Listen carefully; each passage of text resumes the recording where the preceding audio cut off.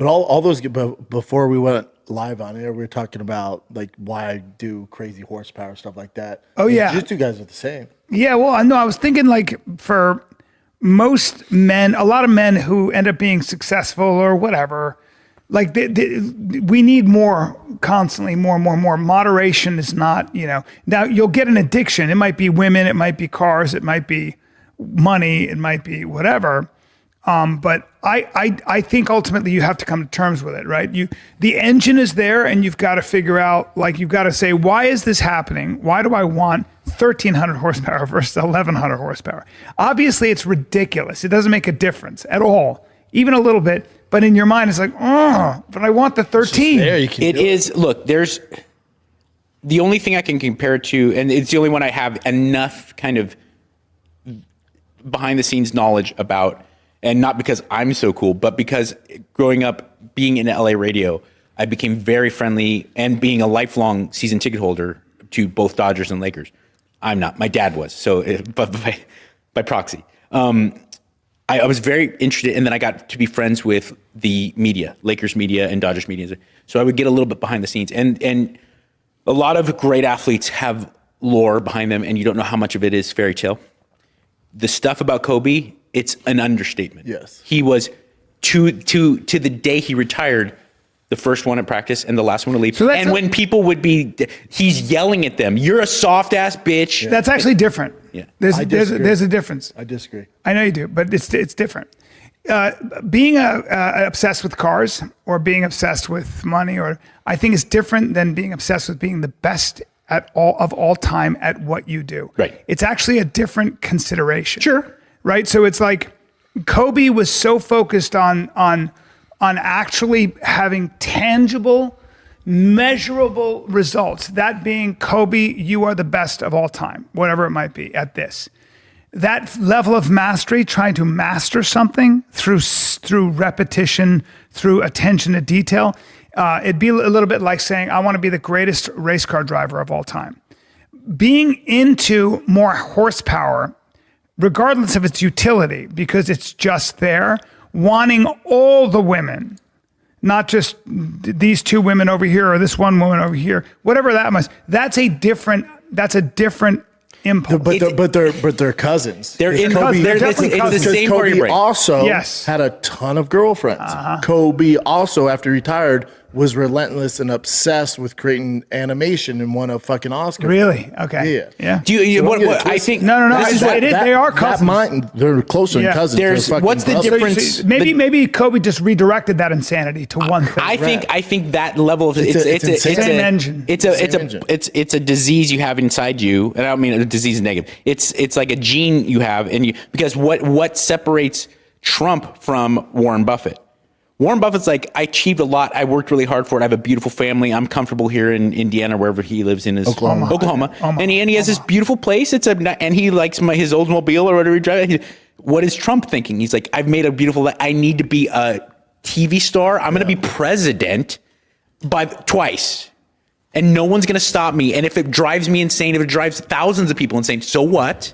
This is what's going to happen. Yeah. And I mean that as both a wow, it must be hard to have that, but at the same time, even this is not a partisan statement. Even if you're the biggest Trump hater in the world, if there was to be some global incident where the health and the well-being of the United States was at play, and Donald Trump flies over there and sits down with the world leader that's putting the United States in danger, you don't think it's going to be a good thing for us? Well, so just so you guys know, I mean, I don't. The Washington Post. And Pam, the spokesman, correctly called this. When I saw it, I lost my mind. The Washington Post, because they're so fucking dumb, goes, the mysterious decline in fentanyl. Yeah. Hey, Washington Post. Hey, liars. Fucking liars. You editorial board know better than this because you're a bunch of liars. Scumbags. Pieces of shit. You guys know what happened. He went to Scheinbaum and they went to the cartels and said, listen, fuckos. What's going to happen is I'm going to declare you a terrorist organization. That means I can send the dark side. I can send the dark side to your country and I don't need your permission. And if you think you want to take on the tier 1 operators in our military or the ground branch division of CIA, etc., and all those task forces, please tempt us. And they knew that Trump wasn't fucking around. And Scheinbaum had a different idea of how to deal with the cartels. The cartels know who Trump is. And the cartels knew exactly what that language was, which was, we will fucking bury you. Do you want to have a war? Because we'll give you a war. Right. And the Trump administration said to them, stop the human trafficking and stop the fentanyl right fucking now. That's the non-negotiable. And the cartels went, okay. Yeah. And that's why. And that's why. But that's okay. And that's why. So a little credit where it's deserved. Much praise and serious compliment. This is a compliment to President of the United States, Trump. But this is similar to, I read the biography, finally finished it, took me forever, of Andrew Jackson, President Andrew Jackson. And Kobe Bryant, the story, if you've heard the story of at the most recent Olympics with the super team, and you're talking about Dwayne Wade, you're talking about LeBron. In his prime. Okay, you're not talking about, this is a collection of high achievers, high functioning dudes. And they said, he's fucking crazy. Game 1 against Spain, he goes, play as soon as I can, first play, I'm going to go right through Pau. And that's his best, that's his best friend. I saw it. And they're like, Right sure you are. Yeah. Sure you are, Kobe. I mean, that's your best friend. He's like, no, seriously. And they're like, but why? He's like, I have to set it. He is my best friend. He's my teammate. But tonight, we're enemies. I have to set the tone. And they're thinking, okay, sure, Kobe. But fucking smack. And you can see Pau Gasol's face lying on the ground. Like, what the fuck? And Kobe just walks away. Like, I got to do it. Trump's genius is letting people think he's crazy. Now you roll with a bunch of people where jiu-jitsu is their job. Yes. Now you're very good. Jiu-jitsu is their job, or it's one of their main hobbies when they're not murdering people overseas. That's right. That's right. It's like if they're not special force tier 1 operators, they're rolling in jiu-jitsu. You're a very good purple belt, very athletic guy. Thank you, dude. And you're rolling with some monsters. Mm-hmm. Have you roll? Tim Kennedy's a good time, right? He's fun to roll with. Have you ever gotten any kind of a position on him? Is he? No.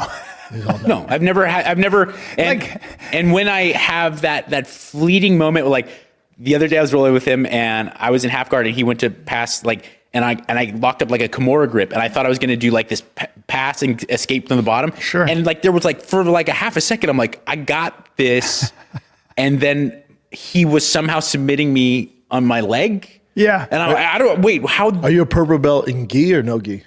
I do both, but I received my purple belt under Tim and at Gracie Humaita. So I mean, I guess technically kind of both, but I think it's important for me to train in the gi as much as I can, but I enjoy no gi. I enjoy no gi more, and I'll be very honest with you because I'm a little jacked and I get sweaty and I can get away with it. Yeah. When I'm in gi, guys who are technically better than me, they just really wear me out. Guys who are technically better than me in no gi, who are very many people I train with, I can at least survive a little longer because I got a little muscle and I get sweaty and I can last. You know what I'm saying? Yeah. I can pull out of stuff. So better always to your mechanics, your fundamentals. It should be in a gi. Yeah, no one should start no gi. I agree because, especially, and you see a lot of wrestlers. Bad habits.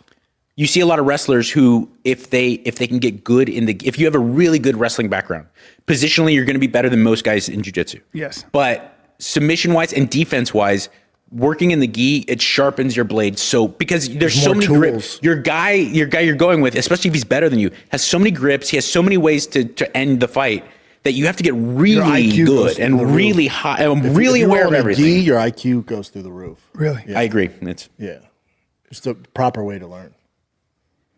But everyone wants the fast track. So and also, let's not kid ourselves.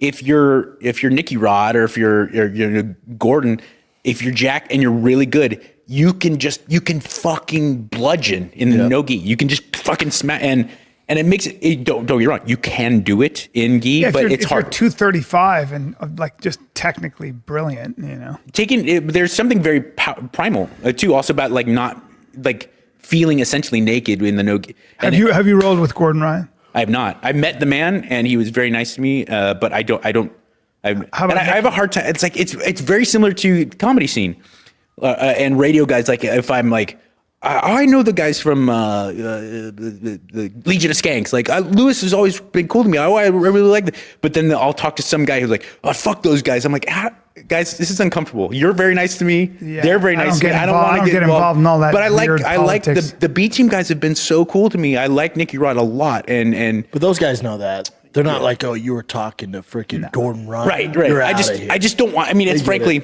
you're right. They do, and everyone's kind of mature about it. But at the same time, it gets uncomfortable, you know.